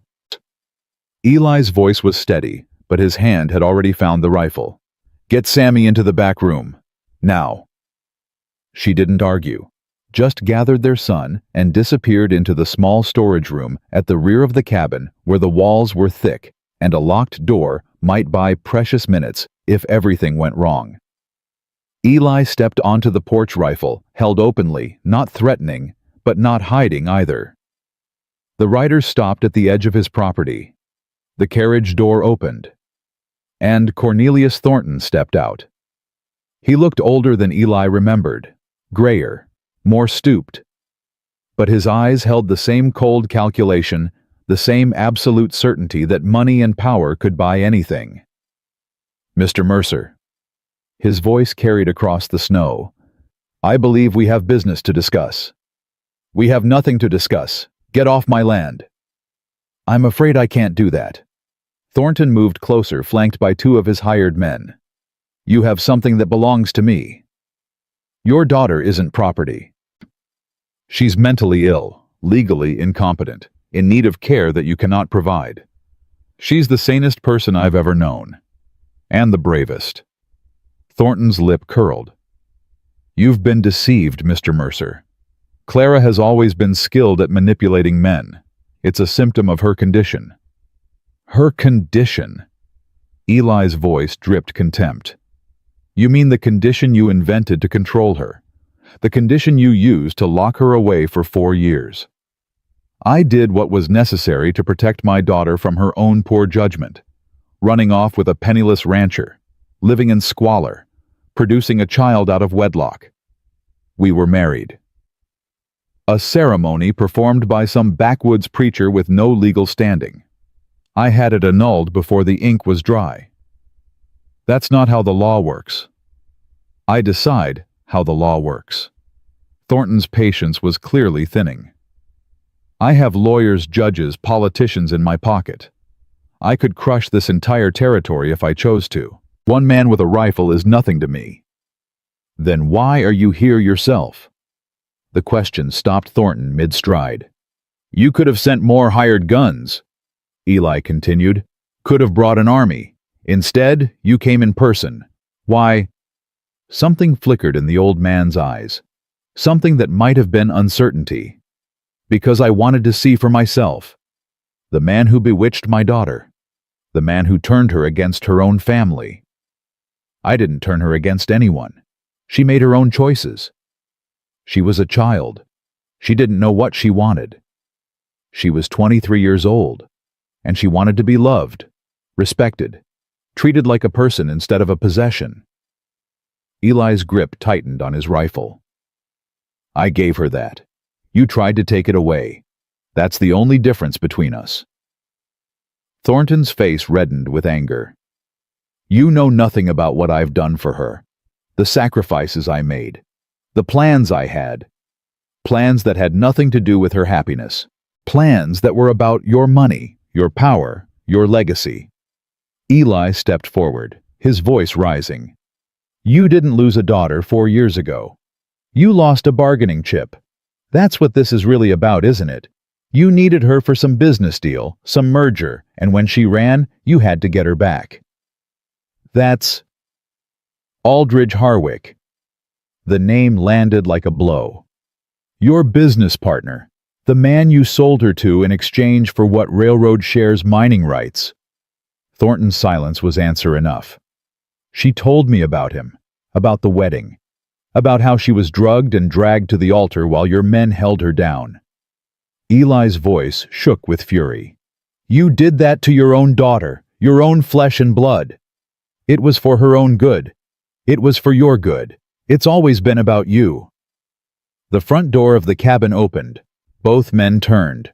Clara stood on the porch, pale but steady, her chin lifted in defiance. "Clara, get back inside." "No." She walked forward until she stood beside Eli close enough to touch. "I'm done hiding. I'm done being afraid." Thornton's eyes narrowed. "Clara, darling, you're not well. Let me help you. Help me." Her laugh was bitter. "You locked me in an asylum for 4 years. You told me my son was dead. You forced me to marry a man I'd never met." She stepped closer to her father, her voice rising. "That's not help. That's torture. Everything I did was to protect you from what? From a man who loved me. From a life I chose. From the happiness I found without your permission. From your own foolishness." Thornton's composure finally cracked. "You threw away everything. Your position, your future, your family name for what? A dirt farmer, a shack in the middle of nowhere. For love. Something you've never understood. Love." He spat the word like a curse. "Love doesn't pay bills. Love doesn't build empires. Love doesn't. Love doesn't imprison people. Love doesn't lie. Love doesn't destroy. Clara's voice broke, but she kept going. Mama loved you and you worked her to death. I loved you and you locked me away. Is there anyone in your life you haven't ruined? The question hung in the frozen air. Thornton's face went through a series of expressions, anger, denial, and for just a moment, something that might have been pain. Your mother understood duty. She understood sacrifice. My mother died trying to give you more sons because you couldn't accept that a daughter was enough. That's not 3 miscarriages, 3. And you kept pushing her, kept demanding until her body simply gave out. Tears streamed down Clara's face, but her voice never wavered. I was 12 years old when I watched her die. And do you know what her last words were? Thornton said nothing. She said, "Take care of your father. He doesn't know how to love, but he needs it anyway." Clara's voice dropped to a whisper. I tried. God help me, I tried for years. But you can't love someone who only sees you as a means to an end. The silence that followed was deafening. Then from the road, the sound of approaching horses. Everyone turned. A group of riders was coming fast, maybe a dozen of them led by a man in a black coat with a leather satchel across his shoulder. That'll be Harrison Blake, Eli said quietly, the lawyer from Cheyenne. Thornton's hired men shifted nervously. Their employer's face had gone pale. This isn't over, he said. Yes, it is. Clara's voice was steady now. Whatever power you have back east, it doesn't reach here. Wyoming territory isn't your kingdom. These people aren't your subjects, and I am not your property. The riders arrived in a flurry of snow and stamping hooves. Harrison Blake dismounted first, a tall man in his 40s with sharp eyes, and the bearing of someone who'd spent years fighting battles in courtrooms. Cornelius Thornton. His voice carried authority. I have a warrant for your arrest. On what charges? False imprisonment, fraud, conspiracy to commit kidnapping. Blake pulled a sheaf of papers from his satchel. And as of this morning, a dozen counts of witness tampering. Seems some of your employees at Greenfield Sanitarium had a sudden attack of conscience. Thornton's face went gray. Those charges will never hold up in court. Maybe, maybe not. But they'll hold up long enough for a full investigation. Long enough for all your victims to tell their stories. Long enough for the newspapers to hear about the wealthy industrialist who locked up his own daughter. Blake smiled coldly. By the time we're done, you won't be able to buy a cup of coffee in Philadelphia, let alone a judge. I'll have your license. I'll destroy you. Men more powerful than you have tried. Blake turned to his deputies. Take him into custody. The rest of these men too pending questioning. What happened next was almost anticlimactic. Thornton's hired guns, seeing themselves suddenly outnumbered and facing legitimate authority, surrendered without resistance. Thornton himself stood frozen for a long moment, his eyes fixed on Clara. You've destroyed everything I built. No, Father. Her voice was quiet. You did that yourself. I'm just finally free of the wreckage. They led him away. Clara watched until the carriage disappeared down the road, until the last rider faded into the distance. Then her knees buckled. Eli caught her before she hit the ground. I've got you. I've got you. Is it really over? The hardest part is, the rest is just paperwork. She laughed a broken sound that turned into sobs. Paperwork. 4 years of hell, and it ends with paperwork. Would you prefer a shootout? Maybe a small one, for dramatic effect. Eli held her close, feeling her shake in his arms. You were amazing, standing up to him like that. I was terrified. That's what makes it amazing. He pulled back enough to see her face. I'm proud of you. I don't think I've ever been more proud of anyone. Papa, Mama. They turned to see Sammy running toward them, his face pale but determined. The mean men are gone. They're gone, sweetheart. Clara opened her arms and he threw himself into them. They're gone, and they're never coming back. Promise. I promise. The three of them stood in the snow holding each other as the weak winter sun broke through the clouds.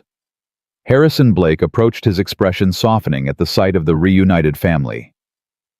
Mrs. Mercer, I need to take a formal statement at some point, but it can wait until you've had a chance to recover. Thank you. There's one more thing. He pulled an envelope from his coat. This was among the documents we seized from your father's Philadelphia office. I thought you might want it. Clara took the envelope with trembling hands. Inside was a stack of letters, each one in Eli's handwriting. He kept them all, she whispered. Every letter you ever wrote me. Over 100 by my count. Blake's voice was gentle. He intercepted every single one. Clara looked at Eli, tears streaming down her face. You never stopped trying to reach me. Never. Not once. She clutched the letters to her chest. 100 attempts to breach the walls her father had built. 100 declarations of love that had never reached their destination, until now. I need to read these, she said. You'll have all the time in the world. Eli kissed her forehead. We both will. That evening, after Blake and his deputies had gone after Sammy had been put to bed, after the cabin had finally grown quiet, Clara sat at the kitchen table with the stack of letters before her. Eli sat across from her watching her read. She started with the oldest one, dated just days after she'd been taken. His handwriting was frantic, desperate, the words smudged in places where he'd clearly been writing through tears. Clara, please come home. I don't understand what happened. I don't know how to make this right. Just tell me what you need and I'll do it. Anything. Everything. She read through letter after letter, watched his desperation slowly transform into grief, then anger, then a numb acceptance that broke her heart all over again. The last letter was dated 2 years ago. The handwriting was steadier, now resigned. Clara, I don't know why I keep writing these. You've made it clear you don't want to hear from me. But I can't seem to stop. Sammy turned 3 yesterday. He asked about you. He always asks about you. I don't know what to tell him anymore. The truth seems too cruel, but the lies taste like poison. I still love you. I probably always will. But I'm starting to accept that loving you means letting you go, means building a life without you, even though every day feels like walking through fog. If you ever read this, if some miracle brings these words to you after all this time, know that there was never anyone else. There never could be. You were my heart. You still are. Goodbye, Clara. Be happy wherever you are. Always yours. Eli.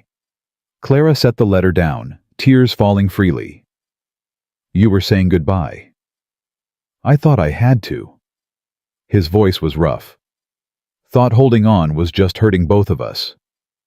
But you kept writing. One more, and then one more after that. I couldn't seem to make myself stop completely. She reached across the table and took his hand.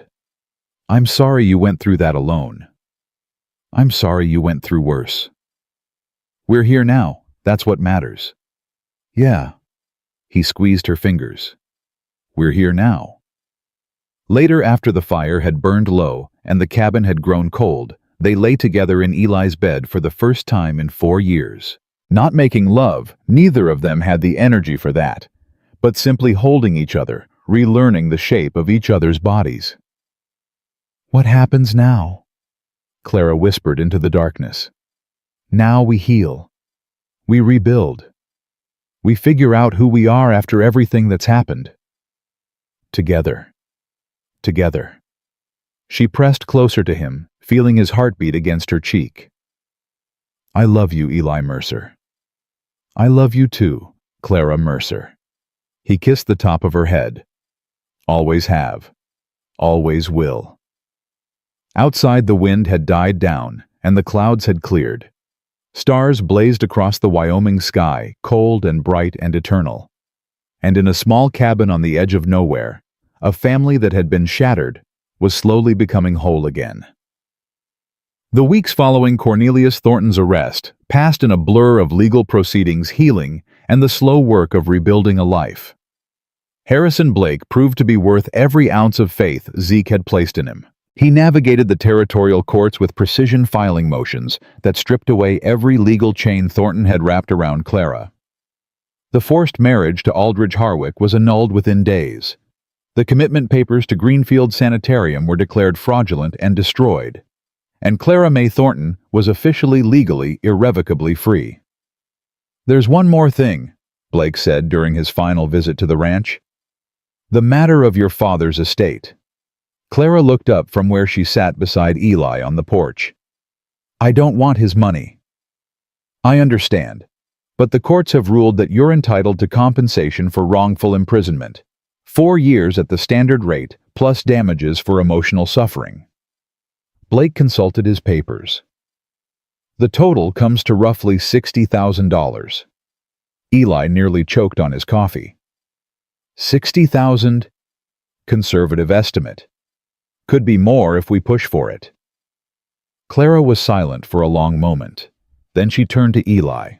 "What do you think?" "I think it's your decision. Your suffering. Your money. Our suffering. Our future." She looked back at Blake. "We'll take it, but not for ourselves." "Then for what?" "For the other women, the ones still locked up in places like Greenfield. The ones whose fathers and husbands decided they were inconvenient." Clara's voice hardened with purpose. "Use half the money to fund investigations into private asylums across the territory. Use the other half to help the women who get out start new lives." Blake's eyebrows rose. "That's remarkably generous. It's remarkably necessary." She glanced at Eli again, and he nodded. "My father built his fortune by controlling people. I want to use it to set them free." After Blake left, Eli pulled Clara into his arms. "You're something else, you know that. Is that a compliment? The highest one I know how to give."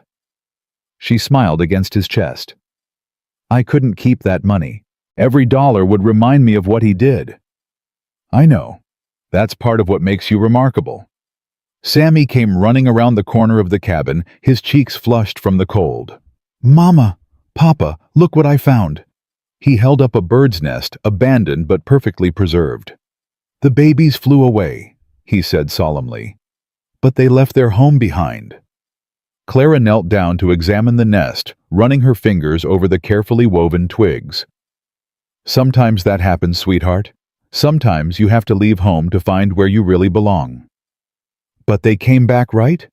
The birds come back every spring?" "They do. They always come back." Sammy considered this. "Like you came back to us." Clara's eyes filled with tears. "Exactly like that." Spring arrived early that year, melting the snow and bringing new life to the frozen landscape. The cattle survived the winter with minimal losses. The vegetable garden Eli and Sammy had started showed its first green shoots, and Clara, who had spent 4 years in white-walled prisons, spent hours every day outside drinking in the sun and the wind and the endless open sky. "You're staring again," Eli said one morning, finding her on the porch at dawn.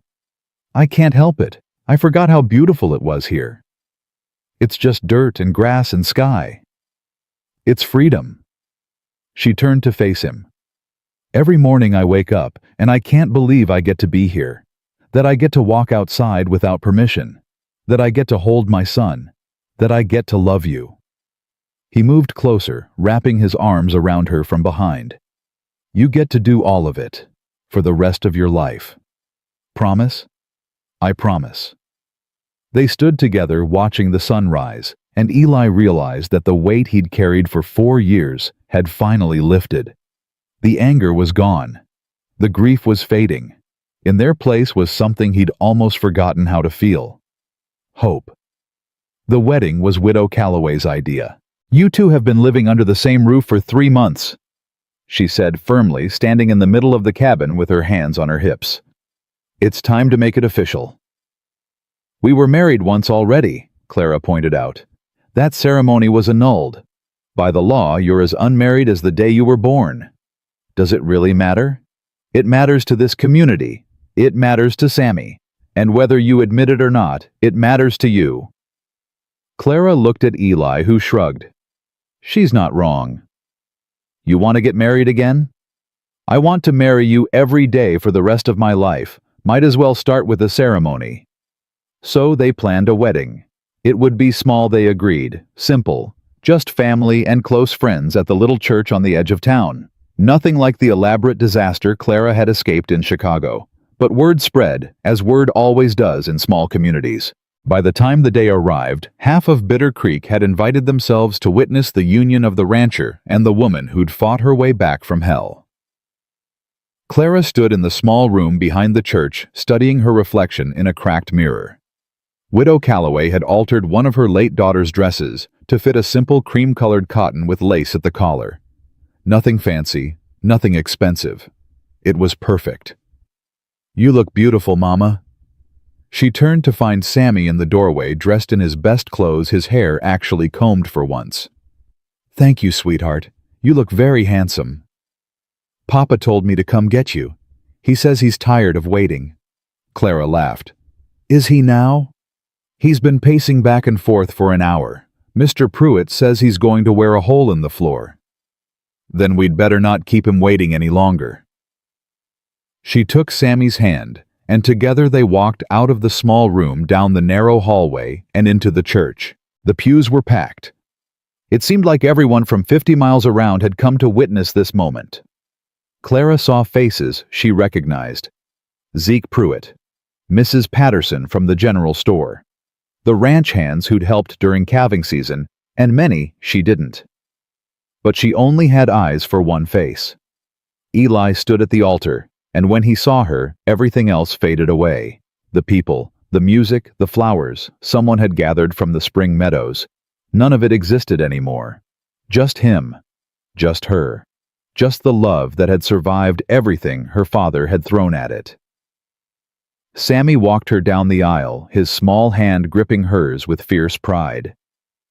When they reached the altar, he placed Clara's hand in Eli's and stepped back to stand with Widow Calloway. "Who gives this woman to be married?" the preacher asked. "I do," Sammy said loudly. "And Papa does too. We both give her because we both love her."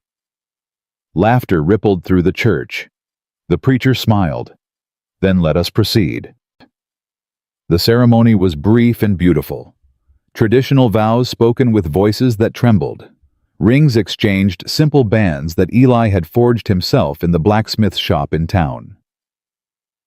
"Do you, Elijah Mercer, take this woman to be your lawfully wedded wife, to have and to hold from this day forward, for better, for worse, for richer, for poorer, in sickness and in health, until death do you part?" "I do." Eli's voice was rough with emotion. "Now and forever. I do." "And do you, Clara May Thornton, take this man to be your lawfully wedded husband, to have and to hold from this day forward, for better, for worse, for richer, for poorer, in sickness and in health, until death do you part?" "I do." Clara's tears fell freely, but she was smiling. "With all my heart, I do." "Then by the power vested in me by the territory of Wyoming, I pronounce you husband and wife." The preacher grinned. "You may kiss your bride." Eli pulled her close and kissed her deep and long, while the church erupted in cheers. When they finally broke apart, Sammy was tugging at both their hands. "Does this mean we're really a family now, official and everything?" "Official and everything." Eli confirmed. "Can I call you Papa and Mama in front of other people now, not just at home?" "You can call us whatever you want, sweetheart." Clara scooped him up, holding him between them. "We're your parents. Nothing will ever change that. Not even bad men. Especially not bad men." The reception was held in the town square, where tables had been set up and food had been laid out in the generous communal way of frontier communities. People ate and danced and celebrated until the sun began to set. Clara found herself sitting on a bench at the edge of the festivities, watching Eli teach Sammy to square dance, while old Zeke called out instructions on his fiddle. You did it. She turned to find Widow Calloway beside her holding 2 cups of punch. Did what? Found your way home. The older woman handed her one of the cups. I've seen a lot of women come through this territory, most of them broken by one thing or another. Husband's death, childbirth gone wrong, shattered dreams and harder reality than they bargained for. I was broken too. Maybe, but you put yourself back together. That's the difference. Widow Calloway's eyes were soft. My daughter didn't manage it. She let the prairie beat her down until there was nothing left. Watching you wear her dress today. She paused, composing herself. It felt like she was finally at peace. Clara reached out and took the older woman's hand. Thank you. For everything. The dress, the room when I first arrived, the support through all of it. That's what community's for. We take care of our own. I wasn't your own. I was a stranger in a torn wedding dress. You were a woman in need. That made you ours. Widow Calloway squeezed her hand and stood. Now go dance with your husband. You've earned a little happiness. Clara joined Eli and Sammy on the makeshift dance floor, and they spun together in the fading light. Sammy's laughter echoed across the square, and for the first time in 5 years, Clara felt completely, perfectly at peace. Later that night, after the celebration had ended, and Sammy had been put to bed at Widow Calloway's for the night, Eli and Clara walked hand in hand back to the ranch. The moon was full, casting silver light across the snow-dusted landscape. The air was cold, but clean, filled with the promise of spring. Happy? Eli asked. More than I thought possible. Clara leaned into him as they walked. More than I thought I deserved. You deserve everything, and I'm going to spend the rest of my life making sure you have it. I already have everything. You, Sammy, this life we're building together. She stopped walking and turned to face him. I spent 4 years dreaming about this, about coming home, about finding you and our son, about having a second chance. And now you have it. And now I have it. She reached up to touch his face, tracing the lines that 4 years of grief had carved there. I'm going to make it count. Every single day. I'm going to make sure neither of us ever forgets how precious this is. He caught her hand and pressed a kiss to her palm. I could never forget. Even during the years I tried to hate you, I couldn't forget what we had, what we were. What are we now? Better. He pulled her close. We're better now. Stronger. More grateful. We know what we almost lost. That makes everything sweeter. They walked the rest of the way in comfortable silence, arriving at the cabin just as the moon reached its peak. Inside, the fire had burned low, but the warmth lingered. Eli added a log, while Clara moved through the familiar space, touching objects that had become dear to her. Sammy's wooden horse on the shelf, the quilt she'd helped make during a long winter evening, the stack of letters Eli had written that she kept by the bed and read every night. I have something for you. She turned to find Eli holding a small wooden box. What is it? Open it. She took the box and lifted the lid. Inside, nestled in fabric, was a ring. Not the simple band they'd exchanged at the ceremony, but something more elaborate, a delicate silver band set with a small green stone. It was my mother's, Eli said quietly. My father gave it to her when they married. She gave it to me before she died. Told me to save it for the woman I loved. Eli, I should have given it to you 5 years ago. I didn't because we were young and poor, and I wanted to buy you something new, something that didn't carry someone else's history. He took the ring from the box and held it up. But now I understand. History isn't a burden, it's a gift. This ring has survived heartbreak and death and loss. It's been through fire and come out whole. He slipped it onto her finger next to the wedding band. Just like us. Clara stared at the ring, at the way the green stone caught the firelight, at the worn silver that told of decades of love. It's perfect. You're perfect. I'm really not. You're perfect for me. That's all that matters. She kissed him then, and he kissed her back, and for a long time there were no more words. Months turned into seasons. Summer came with its endless work cattle drives, fence repairs, the constant battle against the harsh Wyoming elements. Clara threw herself into ranch life with a determination that surprised even Eli. She learned to rope to brand to ride hard across open country without losing her seat. She learned to birth calves and doctor sick cattle and negotiate prices with the buyers who came through in autumn. And through it all, she never stopped being grateful. "You're staring again," Eli said one evening, finding her on the porch watching the sunset. "I can't help it." She smiled at him. "Even after all this time, I can't believe I'm really here." "Believe it. You're stuck with us now." "Best kind of stuck." Sammy burst through the door, nearly knocking them both over in his excitement. "Mama, Papa, come look." The barn cat had kittens. They followed him to the barn, where a proud orange tabby was nursing 4 tiny bundles of fur. "Can I keep one?"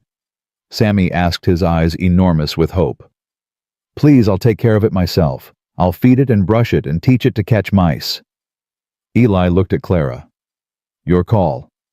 1 cat. 1. And if you don't take care of it properly, I will. I promise." They let him stay in the barn to watch over his new responsibility, walking back to the cabin hand in hand. "We're going to end up with a dozen animals, aren't we?" Eli said. "Probably. Is that a problem?" "Not if it makes him happy." He paused. "Not if it makes you happy." "I'm already happy." Clara stopped and turned to face him. "I wake up every morning in a home I love, with a husband I love, and a son who calls me Mama without hesitation. I never thought I'd have any of this. Now I have all of it. You deserve more." "I don't need more." She reached up to touch his face. "I need exactly this. Exactly what we have." Winter came again, fierce and unforgiving, but this time they were ready. The cabin was warm and well stocked. The cattle had been moved to sheltered pastures. And when the snow came down so thick you couldn't see your hand in front of your face, the Mercer family stayed inside together, playing games and reading stories, and simply being. On Christmas Eve, they gathered around the fire, Eli in his chair, Clara on the small sofa, Sammy sprawled on the floor with his orange kitten, which he'd named Sunset. "Tell me the story again," Sammy said. "Which story?" "The story of how you found us, how you came back." Clara smiled. It had become a ritual, this telling. Sammy asked for it at least once a week, and she never refused. "Once upon a time," she began, "there was a woman who loved a man more than anything in the world. They had a beautiful son together, and they were very happy. But then the bad men came." "Yes. The bad men came and took the woman away. They locked her in a tower and told her she could never leave. But she didn't give up. She never gave up. Even when they told her terrible lies, even when they tried to make her forget, she held on to her love like a candle in the darkness." Sammy rolled onto his back, looking up at her. "And then she escaped. She escaped. She traveled across the whole country through snow and storms and danger because she had to find her family again. And she found us. She found you, standing on a train platform in the middle of nowhere. And when she saw you, she knew everything she'd survived had been worth it. Because we're a family. Because we're a family." Clara's voice thickened with emotion. "And families never give up on each other." Sammy was quiet for a moment. Then he sat up, his expression unusually serious for a 6-year-old. "Mama, I want to tell you something." "Anything, sweetheart." "I remember. Not everything. But I remember your voice. From when I was little." His eyes were bright with tears. "I used to hear you singing at night, in my dreams. I thought I was making it up. But it was real, wasn't it? It was you." Clara's heart stopped. "You remember. The song about the moon, the one you sing when I'm sick." He began to hum, slightly off key, but unmistakably the lullaby she'd sung to him as a baby. The lullaby she'd sung during his fever. The lullaby she'd thought he was too young to remember. "You remember," she whispered. "I never forgot. Even when I didn't know who you were, I never forgot your voice." He climbed up onto the sofa beside her, curling into her side. "I knew you'd come back. I always knew." Clara held him close, tears streaming down her face. Eli moved to sit beside them, wrapping his arms around both of them. "I think," Eli said quietly, "this might be the best Christmas we've ever had."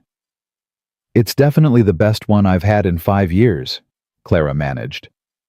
"The best one ever," Sammy corrected. "Because we're all together." They sat like that for a long time, watching the fire burn low, listening to the wind howl outside, feeling the warmth of their small, hard-won family. Later, after Sammy had been put to bed with sunset curled at his feet, Eli and Clara sat alone by the dying fire. "I have news," Clara said. "Good news or bad news. Depends on how you look at it." She took a deep breath. "I saw Mrs. Patterson yesterday. She confirmed what I suspected." Eli went still. "Confirmed what?" Clara took his hand and placed it on her stomach. "We're going to have another baby." The world seemed to stop. We're in the summer, July probably." She watched his face anxiously. "I know it's sooner than we planned. I know things are still uncertain with the ranch, but—" He kissed her, cutting off her words, pulling her close with a tenderness that made her heart ache. "I love you," he said when they broke apart. "I love you, and I love Sammy, and I'm going to love this baby more than I can even imagine right now. You're not worried." "I'm terrified, but that's part of being a parent, isn't it? You love them so much it scares you." He placed his hand over her stomach, his eyes shining.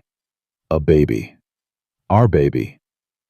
A little brother or sister for Sammy. He's going to be insufferable.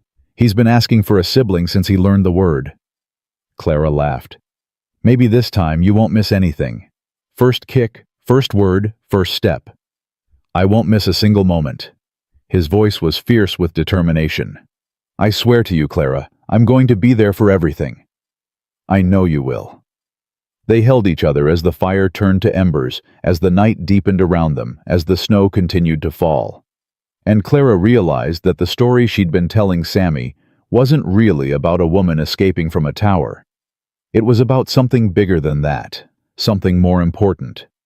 It was about the power of love to survive anything, to cross any distance, to heal any wound. She had traveled thousands of miles to find her way home. She had survived imprisonment and abuse and despair. She had clawed her way back from the edge of madness, and it had all been worth it. Every tear, every scar, every endless night of wondering if she'd ever see her family again. Worth it for this moment, this life, this love. Summer arrived with the baby, a girl they named Hope. She had her father's dark hair and her mother's green eyes, and a cry loud enough to wake the dead. Sammy adored her. "I'm going to teach her everything," he announced, peering into her cradle with serious eyes. "How to ride and rope and read and catch fish. She's 3 days old, son. I'll wait until she's bigger, but then I'm teaching her everything." The ranch prospered. Eli's herd grew. Clara's reputation as someone who could doctor sick animals spread across the territory. And slowly, carefully, they built something permanent. A home. On a warm July evening, exactly 1 year after Hope's birth, the Mercer family gathered on the porch to watch the sunset. Sammy sat on the steps, whittling a horse for his sister. Hope bounced on Clara's knee, grabbing for everything within reach. Eli leaned against the railing, his eyes soft as he watched his family. "Mama." Sammy looked up from his whittling. "Yes, sweetheart." "Are you happy?" Clara looked at her son, at her daughter, at her husband. At the home they'd built together. At the life they'd fought so hard to have. "I'm the happiest woman in the world." "Good." He returned to his carving. That's what I told Johnny Miller at school. He said nobody could be that happy. I told him he was wrong. Eli laughed. What did Johnny say to that? He said I was lying, so I punched him. Samuel. He deserved it. The boy's jaw set in a way that was purely his father's. Nobody calls my mama a liar. Clara exchanged a look with Eli, trying not to smile. We'll discuss appropriate responses to insults later, she said. But Sammy... Yeah. Thank you for defending me. He grinned, missing 2 front teeth. That's what families do. Clara pulled him close, pressing a kiss to the top of his head. On her lap, Hope gurgled happily. Eli moved to sit beside them, wrapping his arm around Clara's shoulders. This, Clara said softly, this is what I survived for, this exact moment. There'll be more moments, Eli promised. Thousands of them. Millions. We have a whole lifetime ahead of us. I know. She leaned into him, breathing in the scent of home. And I'm going to treasure every single one. The sun sank below the horizon, painting the sky in shades of gold and pink and purple. The first stars emerged bright and eternal, and in a small cabin on the Wyoming prairie, a family that had been broken watched the night arrive together whole at last. Clara had spent 4 years in darkness, dreaming of this light. She had crossed a continent to find it. She had fought an empire to keep it. And now finally, forever, she was home. The woman who stepped off that train in a torn wedding dress had been searching for her lost family. But she found something more than that. She found herself. She found her strength. She found a love that couldn't be broken by distance or time or cruelty. And she found the truth that would guide the rest of her life. Home isn't a place. It's the people who hold your heart. And once you find them, no force on earth can keep you apart. Not ever again.